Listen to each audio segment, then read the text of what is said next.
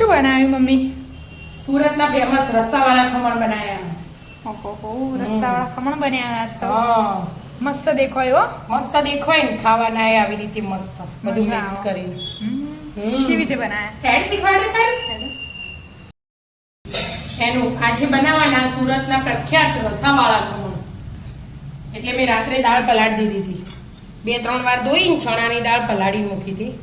હવે આપણે પાણીને ઉતારી દઈશું.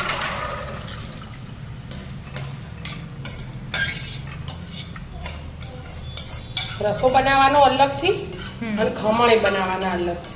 બરાબર. આ એકદમ અલગ. આપણે સુરતમાં જ મળો પાછું. સુરતમાં જ મળે અને રવિવારે તો લાઈનો લાગે. જોતા રસાવાળા ખમણ. રસાવાળા ખમણ ખાવા. જો દાળ બધી લઈ લીધી હવે આપણે જગમાં લઈ લઈશું. દાળનો પીસી લેવાની. પીસી લેવાની. પણ બધા મસાલા આમ તો આપણે જોડે ટાઈમ હોય ને તો ખાલી એકલી દાળ પીસી લેવાની, કશું એડ કર્યા વગર. 2-3 કલાક ઢોકી મૂકી દેવાની, પીસી જાય પછી. બરાબર. પણ અત્યારે આપણા પાસે ટાઈમ નહીં એટલે મેં મસાલા એ હાલ કરી દઉં. ટીમણીમાં. હા, એટલે જો આદુ લઈ લીધું અમે અને 2 તીખા મરચાં લીધા લવિંગિયા, એટલે એકદમ મસ્ત સ્વાદ આવે. સ્વાદ પ્રમાણે મીઠું એડ કરી દેવાનું.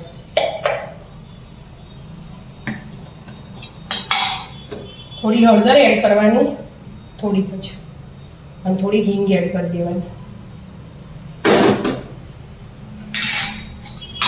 અને ખાટું દહીં હોય તો એ ચાલે, મોળું દહીં હોય તો એ ચાલે. આપણે ઘરનું જ છો? ઘરનું જમાયેલું જ છે કાલનું. જો પાણી વગરનું આ 1 વાટકી જેવું લીધું હશે મેં, 3 ચમચી લીધું એટલે. બરાબર. બસ કશું એડ કર્યા વગર આને પીસી લેવાનું, પાણી એડ કર્યા વગર. હાલ પીસાઈ ગયું?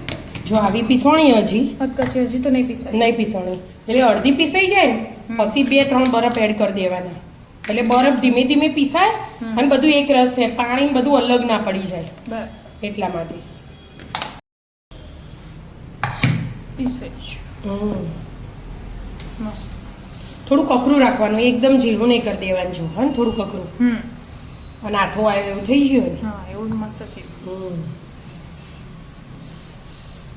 બધું લઈ લેવાનું અને ટાઈમ હોય તો અડધો કલાક ઢોકી મૂકી દેવાના. આમ ટાઈમ ના હોય તો ચાલુ કરી દેવાનું. પ્રોસેસ ચાલુ કરી દે. હા, આમ તો આપણે એકલી દાળ વાટી અને ઢોકી મૂકી દેવાનું. ટાઈમ હોય ને તો 2-3 કલાક. બરાબર. પછી આ બીજું બધું ખોડી નાખી દેવાનું અને ચાલુ કરવાનું પછી પ્રોગ્રામ. પણ આપણે મોડું થયું એટલે વાંધો બધું હાથે કરી દીધું. હવે કરવાનું મિક્સ કરી દીધું આપણે. હવે એમાં ઈનું એડ કરી દઈશું, અડધી ચમચી જેવું. બરાબર. એની ઉપર અડધું લીંબુ નીચોઈ દેવાનું. બરાબર મિક્સ કરી દેવાનું.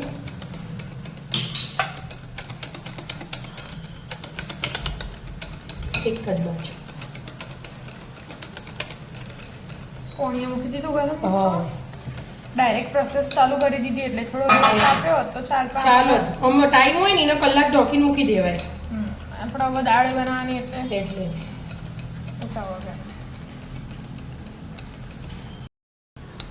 મિક્સ થઈ ગયું. હવે એમાં એડ કરી દીધું. મૂડ લઈ લીધું અમે, તેલ લગાવીને તૈયાર કર્યું. હા વ્યવસ્થિત લૂસીને કાઢી દો. હા, થઈ ગયું બધું. બેટર પાથરી દીધું. પાથરી દીધું અને આમ રીતે મિક્સ કરી દેવાની એટલે હરખું થઈ જાય. પાણી મૂકી તું મેં ગરમ, પાણી ગરમ થઈ ગયું. 10-12 મિનિટ રાખી દેવાનું. બરાબર.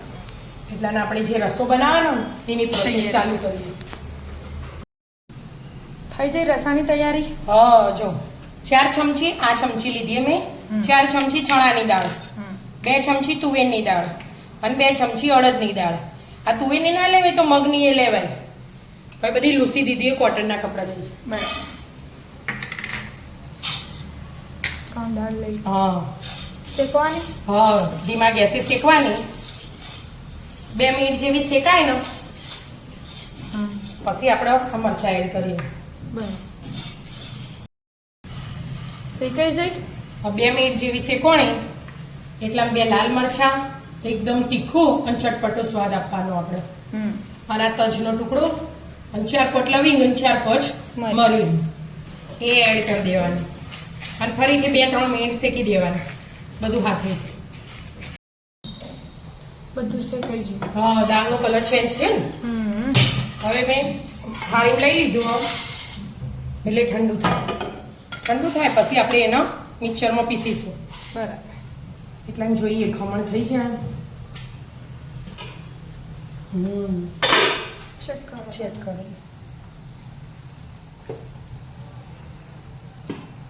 બે 5 મિનિટ રાખ થોડું હજી. સહેજ છોટો. 2 મિનિટમાં બંધ કરી. હવે તો થઈ જ ગયું કે? હા, જો થઈ ગયું. દેખાવ પરથી જ ખબર પડી જાય જો. ફૂલવામ તો ફૂલે મમ્મી તો. બંધ કરી દીધું અને ઠંડુ થવા દેવાનું. એમને એમ જ? ના, ફણસીથી લઈ લેવાનું. બહાર કાઢી દેવું. બહાર કાઢી દેવાનું. પછી ડિમોલ્ડ કરી દેવું. હા, થોડીક વાર ઠંડુ થાય પછી આપણે કાઢી દઈએ. આ એટલા ના ઠંડુ થઈ ગયું આપણે ઓને પીસી દઈએ. હા, આ રહી છે આ દાળનો પાવડર બને ને એનું એના 12 મહિના સુધી સ્ટોર કરવો હોય તોય થાય. દળીને મૂકી દેવાનું, જ્યારે બનાવે એટલે પાવડર તૈયાર કરી દેવાનું. બરાબર. પણ આપણે તાજું જ બનાવીએ એટલે મેં આજે બને ને એટલું જ લીધું. બરાબર. આમને આમ કોરું પીસી લેવાનું, પાવડર બનાવી દેવાનું.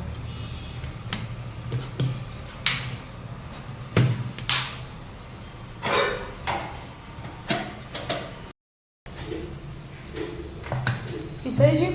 હા, એકદમ ઝીણો પાવડર બનાવવાનો. જો બની ગયો ને બાઉલમાં લઈ લઈએ.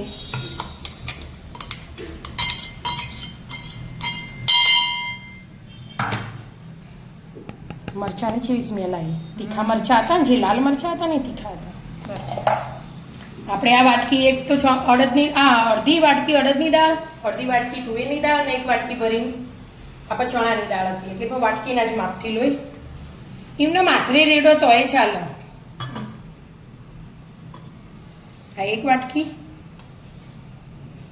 આ 2 વાટકી, 4 વાટકી હાલ પાણી લઈ લેવાનું અને મિક્સ કરી દેવાનું બધું. હાલ 4 વાટકી થયું.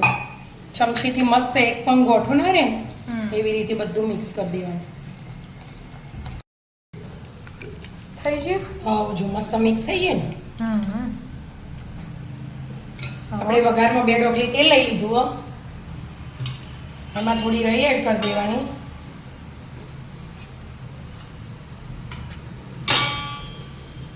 રહી ફૂટે ને એટલે થોડું હિંગ એડ કરી દેવાનું. થોડા લીમડાના પાન.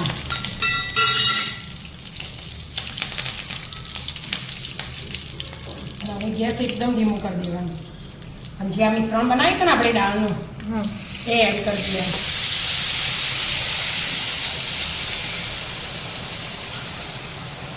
બરાબર બધું મિક્સ કરવાનું.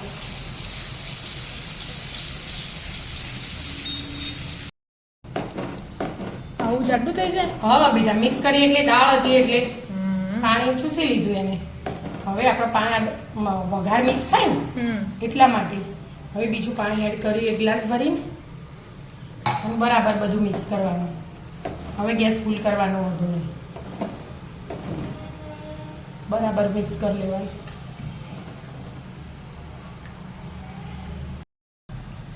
બધું એક રસ થઈ ગયું કે? હા, અને આ રસો છે એનો આપણે જાડો પતલો જેવો આપણે ભાવતો હોય ને એવો રાખવાનો. બરાબર. પણ આપણે કેવો રાખશું? એકદમ જાડો હોય ને એકદમ પતળો હોય ને મીડિયમ સાઈઝ. હવે એમાં થોડુંક મીઠું એ ઉકળાવીના હાથે ઉકળી જાય. મીઠું એડ કરી દેવાનું સ્વાદ પ્રમાણે. અને કાશ્મીરી મરચું કલર માટે થોડુંક. આમાં તીખું મરચું નાખવાની જરૂર નહીં. આપણે જે પેલા લાલ મરચા દળે ને એ તીખા હતા ને એટલે. અને તીખા ના હોય એને તીખું એડ કરવું હોય તો કરવાનું. બરાબર. એટલા માટે. અને બરાબર 8-10 મિનિટ ઉકળવા દેવાનું. એટલે એનો કલર આવી જશે અને સ્વાદ આવી જાય દાળનો. બરાબર. મસ્ત રસો બને. આપણે ખમણ ઠંડા થયા કે ના થયા? ક્યાં? હા, નીકળી જાય. થઈ જજો. મેં આટલો રાખ્યો નહીં જાડો નહીં પતલો. બરાબર. ખાતો આવું ફાવો. થોડુંક ધાણા જીરો અને થોડોક ગરમ મસાલો આપણે તજ લવિંગ મરી લીધા હતા એટલે અને થોડા દાણા એડ કરી દેવાના. અમુક થોડા ને એટલે થોડાક ધાણા હોય ને તો મસ્ત. એટલે મસ્ત જ લાગે. અને કલર તો આનાથી ડાર્ક કરવો હોય ને હું તો કલર આનો આવો પણ કલર ડાર્ક કરવો હોય ને તો કાશ્મીરી મરચું એડ કરવાનું થોડું બધા. અને થોડી હળદર એડ કરવાની હમ. એટલે વધુ ના આવે વઘારમાં કરી દેવાની એટલે ચાલે. બરાબર. આ તૈયાર. આ બાજુ આપણે તેલ મૂક્યું 2 ડોકલી તેનો વઘારીશું ખમણ. ખમણ વઘારવાના એમ? હા ના વઘારીએ તો એ ચાલે પણ આપણે કાયમ વઘારેલા ખાધા હોય ને હમ. એટલે વઘારેલા ભાવ. આ તૈયાર થઈ છે. ગેસ બંધ કરી અને મેં આ ડુંગળી ટામેટું કોબીજ સમાર દીધી હો ઉપરથી સલાડ માટે. બરાબર. તે એમાં થોડો ચાટ મસાલો ભભરાઈને મિક્સ કરી દેવાનું બધું. 1 ચમચી જેવું લીધું. મસ્ત વઘાર થઈ ગયું. થઈ ગયો. ખમણ એડ કરી દેવાના ગેસ ધીમો કરીને. આવો ચેર જ કરી દેવાનું. હાથથી ભાગ્યા આપણે. આપણે હાથથી ભાગ્યા શેણીથી શેણી દેવાની. હવે ગેસ બંધ કરી દીધો મેં. ખાલી રહીથી જ વઘારવા. હા રહીથી વઘારીને મિક્સ કરી દેવાના. સેમ આપણે બહારથી લાવીએ એવા જ બને હો મમ્મી. હા ખમણ વઘારાય છે આ. હા અને રસોઈ બની છે. રસાવાળા ખમણ તૈયાર કરવાના. હવે ડીશ બનાવીશું આપણે. હમ.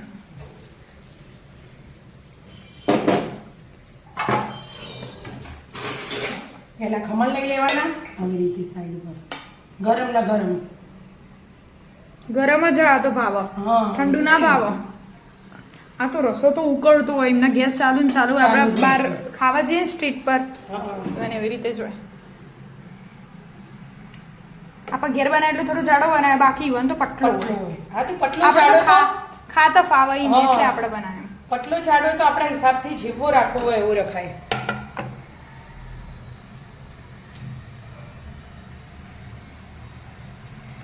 ના ડુંગળી ટામેટું વચ્ચે એડ કરી દેવાનું એટલે બધું મિક્સ કરીને ખાવાનું. મચ્છા પડી એટલે પણ જાય. મસ્ત ફ્લેવર આવે અને એની ઉપર સેવ ભભરાવાની ઝીણી સુરતના ફેમસ રસાવાળા ખમણ. ખમણ તૈયાર. તો આવી જાઓ મિત્રો સુરતના ફેમસ રસાવાળા ખમણ ખાવા. મિત્રો અમારો વિડીયો ગમતા હોય તો લાઈક શેર અને સબસ્ક્રાઇબ કરજો. રાધે રાધે.